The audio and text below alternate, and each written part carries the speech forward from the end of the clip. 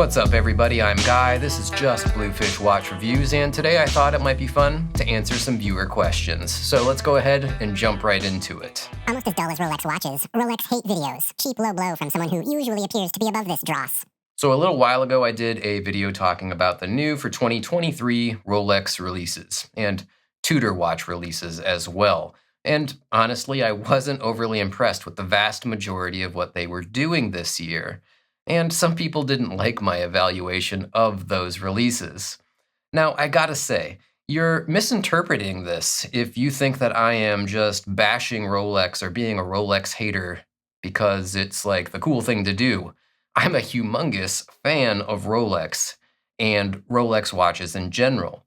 Now, if I'm calling them out for the things that I don't like that they do, it's sort of out of love for the brand. I don't want to see them go down a path that I don't agree with. I want them to kind of stay the course and do the stuff that Rolex is known for and the stuff that I love. And of course, I want them to make watches available for us to purchase at retail, which just hasn't been the case lately. Don't hold back, son. You are 100% correct. These releases make the lefty GMT look like the Mona Lisa. On the other hand, there are people that agree with me and think that these releases were lackluster, to say the least. And yeah, I gotta say, I really thought that they were overall a disappointment, with a couple of exceptions from Tudor and, the more or less rehashing of stuff that was already good that Rolex is doing this year. Yeah, it was just overall a big disappointment. And I'm gonna call it out when I see it.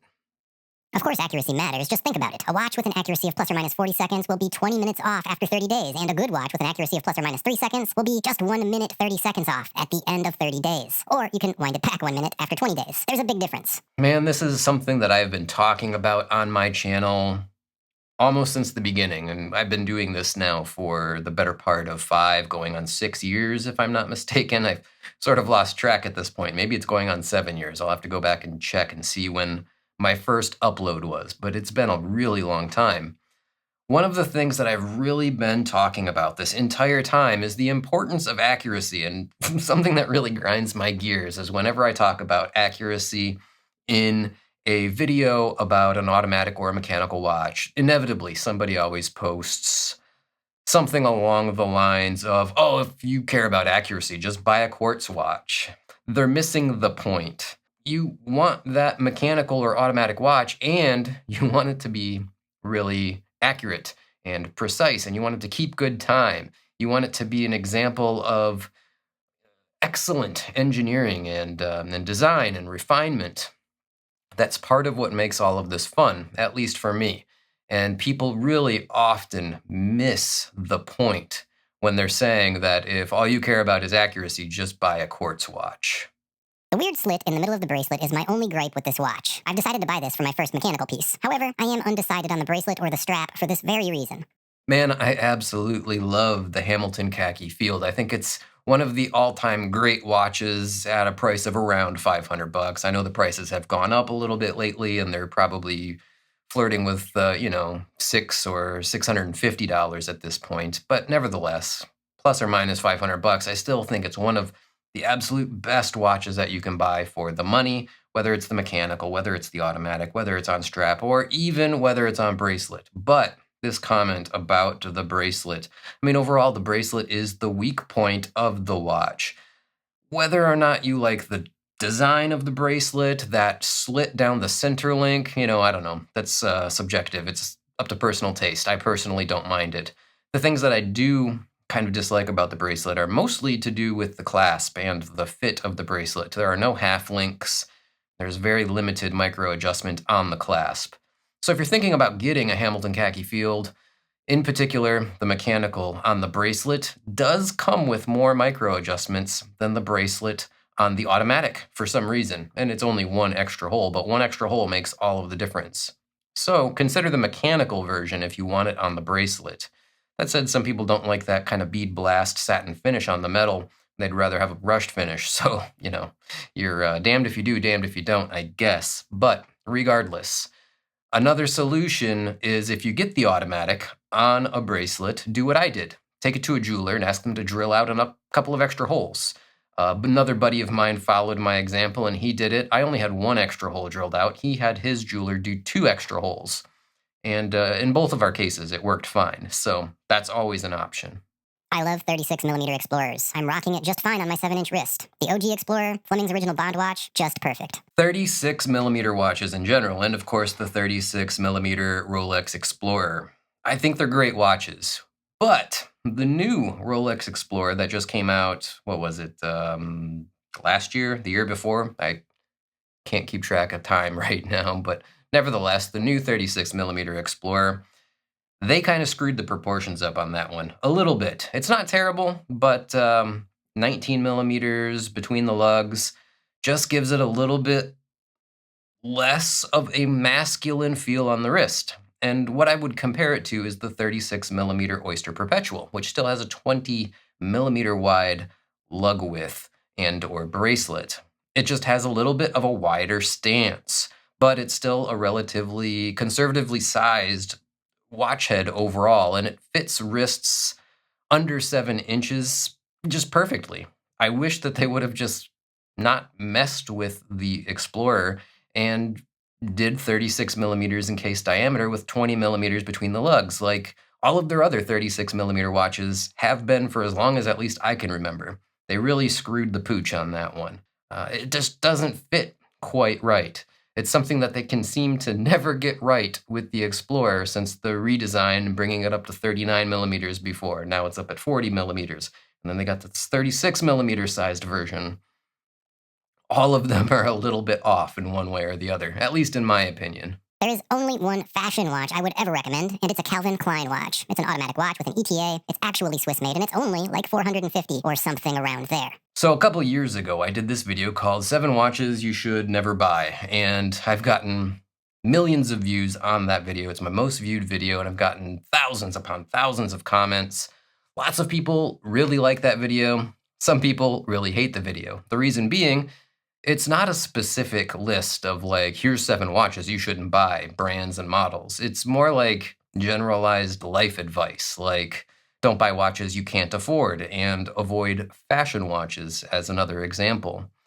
And yeah, it was a very successful video, and I still stand by everything that I say in that video. But this comment does have a point where they say the only fashion watch that they would buy is this Calvin Klein watch at $450, comes with an ETA movement. Yeah, it sounds like a good watch. I'm not familiar with it myself. All of that said, there's 2 rules of thumb. Number 1, above and beyond anything else, just buy what you like. If you like Calvin Klein watches or, any other fashion brand, by all means, go ahead and buy what you like. Far be it for me to tell you how to spend your money. I'm just giving a broad scope, generalized advice for as many people that I think it would be applicable to as possible. So that's why I have to cast a wide net and try to help everybody, in this case, millions of people that have watched that video. That said, number 2, yeah, this Calvin Klein watch at $450 with a genuine ETA movement that the commenter is talking about does sound like a good watch, but there are other good watches out there at the same price point with the same or better specs, which would also be probably more desirable to people if you ever decided that you had to or wanted to sell it. And that's really the big point. Fashion watches, the moment you buy them, decrease in value more than probably any other kind of watch. That's why I suggest you avoid them. But again, far be it from me to tell you how to spend your money. If you like it, buy it and wear it. Guy, I must say, I used to love your watch videos. I just couldn't wait for the next one. But something happened. Now it feels like your reviews are like everyone else's. You had your own style and unique opinions about watches and the companies who make them. Not anymore, regrettably. Guy, please go back and find your voice. Thanks for the review. So I wanted to touch on this comment, and it's by somebody that I'm very familiar with, at least in my comments. His name is Alex. His screen name, Alex SDG. He's been a subscriber of my channel for years, as far as I can remember. And I remember going back and seeing his comments on my videos for all of those years. But he doesn't like the way that my channel has been going as of late. And to be honest, it's been the way that it's been for probably as long, if not going on longer than the entirety of my channel. And what I mean is, when my channel started out, I had a particular style and a particular approach to making videos.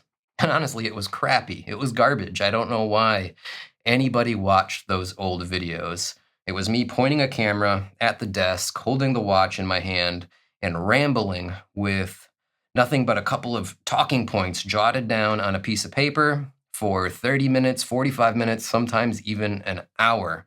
Just one static camera shot with me shaking the watch and moving the watch all over. No, no B-roll, no close-ups, no nothing. It was terrible.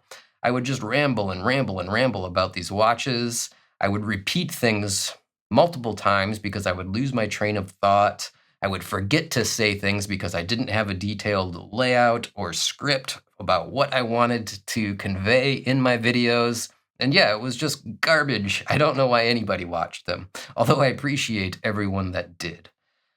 That said, I came to the conclusion that I wanted to up the production and the quality of my videos, so I invested in new lighting, new cameras. I started creating new techniques. I made my videos more direct, shorter, and more succinct. I spent time planning exactly what I was going to say about the watches that I was reviewing. I wanted to avoid excessively repeating myself because I forgot whether or not I said that thing 10 or 20 minutes ago in the video already. And yeah, overall, I'm much happier with the quality of the videos that I make now than I did way back then. But I understand that some people don't like the change. And, all I can say is I'm sorry. I hope that you come around and that you start enjoying the videos the way that I make them now, because I work very hard on them. And I think that they are in every way much better than any of the older videos that I used to make. Agree with your assessment. It should have been in 38 millimeters in diameter instead. And the Grand Seiko clasp is crap. Oh, Grand Seiko. The Grand Seiko Snowflake in particular, but all Grand Seikos really, man, they got problems. Number one, I think most of them are too big. They're 40, 41 millimeters, generally speaking.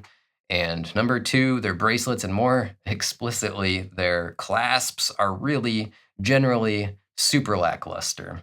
And yeah, I get this comment all the time, people agreeing with my assessment of these watches that they're a little bit too big. They should be 38 millimeters generally, 37, 38, 39, and that they need better bracelets and better clasps specifically. I don't know how we've been going on with Grand Seiko for the last, I don't know, since I've been in this game, 6, 7 years, and they just haven't improved those aspects of their watches, of the designs and the manufacturing. It's just absolutely mind-blowing to me that we're still having this discussion in 2023. So if you're watching Grand Seiko, for the love of God, please, at a minimum, make your clasps better. The Snowflake would be an even better watch, and it's already historically amazing. If the clasp didn't suck so much, if there was some micro adjustment, if it wasn't such a low quality stamped metal feeling piece of garbage. Let's be fair, it's really bad. And number two, not everybody wants a casual, sort of dressy, sort of everyday style watch above 40 millimeters in diameter. I would argue most people don't, but if it's not most people, it's certainly a huge portion of your customer base. They want a watch like the Snowflake in 38 millimeters. Like, why isn't there any? There's none. It's ridiculous. I think you have one in a similar case shape down at 36 millimeters, which I saw one time at the boutique or the authorized dealer. And I mean, it was honestly a little bit too small, because in Grand Seiko and Seiko in general's defense, while their watches do measure pretty big, they often wear a little bit smaller than you might expect. So while that, Grand Seiko Snowflake might come in at 41 millimeters, it does not quite feel like bigger than my, Submariner, for example. That said, it still does feel too big for the type of watch it is. It's not a sports watch. It's not a dive watch. It's not a complicated watch. It's a simple time and date only every day to dressy style watch. Like, slim it down a little bit, make it a little bit smaller. And for the love of God, please go ahead already and fix that clasp. There is always room for one more G-Shock. There's always room for one more G-Shock. Yeah, that's right, Dale. Dale's a good buddy of mine. He's been a member of the channel for years and years and years, and we talk privately frequently. And I just wanted to throw this one on here because Dale has quite the G-Shock collection. So I thought that was appropriate. What he's talking about is the Casio GA2100 video that I did a while ago. And I gotta say, in that video, man, a lot of people really jumped on me in the comments because I said in the video, as I was pointing out the pros and cons, one con of this watch is that it would be cool if it was maybe solar recharging. It would be cool if maybe it had a Bluetooth component with a companion app on the cell phone. And it would be really cool if it didn't have a negative display on the little digital LCD screen. And again, people jumped all over me in the comments. Well, you know there are models that have Bluetooth. You know there are models that have solar recharging. You know that there are models that have a standard display that isn't a negative display. Yeah, I know that, but none of them are the configuration or the color of the watch that I was reviewing.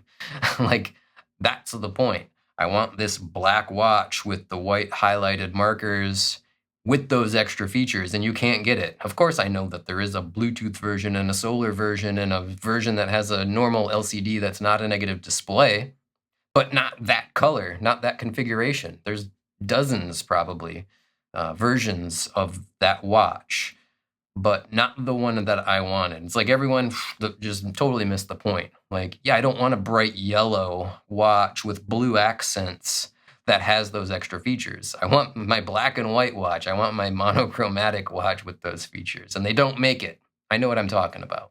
And yeah, you didn't have to jump all over me in the comments on that one. Regardless, it is still a cool watch, and you know, I love Casio G-Shocks. Back to Dale's comment, there's always room for one more. The only G-Shock that I have in my collection is my all-time favorite G-Shock. It's the DW 5600 G-Shock Square. One of the best watches of all times, not just one of the best G-Shocks of all time. Literally, I think for $50, one of the best watches of all time, at least for me, in my opinion. I absolutely love that watch. So yeah, I mean, for the price of these watches and for how reliable they are, how well made they are, there is always room for one more G-Shock.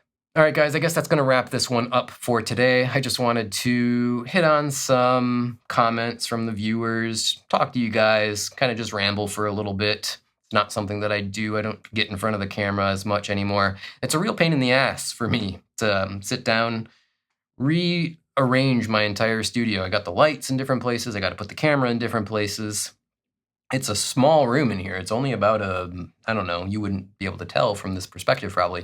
It's only about a 10-foot by 12-foot room. So changing everything around to be set up to do my tabletop reviews versus the talking head talking to the camera it's a pain, and I don't want to change the equipment around all the time. So that's why I don't do this so much anymore.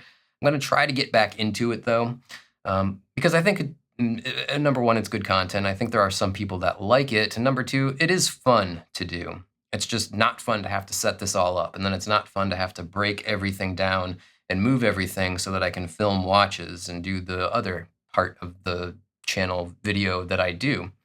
But I hope you guys enjoyed it. Let me know down in the comments.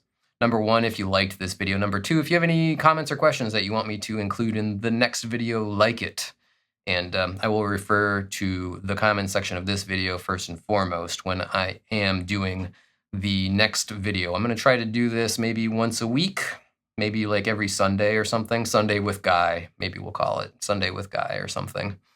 But yeah, thanks for tuning in. Again, please do let me know down in the comments what you thought of this video and what comments or questions you want me to include in the next video. With all of that said, I'm going to go ahead and wrap this one up for today. Say thanks again for tuning in, and until the next one, bye now.